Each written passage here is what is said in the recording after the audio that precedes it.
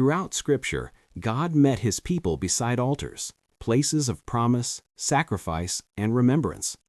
Each altar told a story of faith renewed, and every covenant whispered, "I will be with you."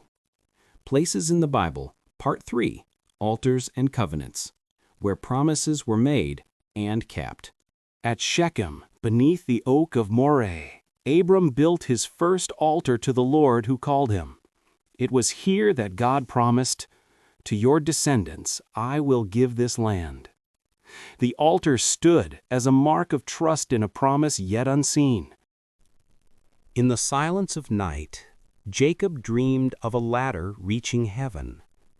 Angels ascended and descended, and the Lord spoke, "I am with you wherever you go."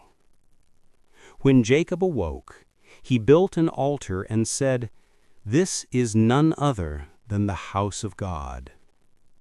Between two mountains, Israel stood to hear God's covenant. From Gerizim came the blessings of obedience, and from Ebal the warnings of disobedience. The echo of their voices declared, "We will serve the Lord." When Jacob and Laban parted ways, they set up a heap of stones as a witness between them.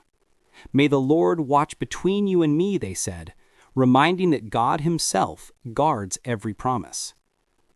After crossing the Jordan, Joshua took 12 stones from the river and set them up at Gilgal.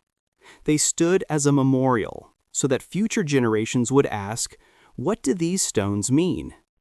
And the answer would always be, "God made a way." At Shiloh, the tabernacle was set up, the place where Israel met God before the temple ever stood. From here, prayers rose, and guidance was given, as the people learned that his presence dwells among them. At Gibeon, Solomon offered 1,000 sacrifices, and that night the Lord appeared to him in a dream.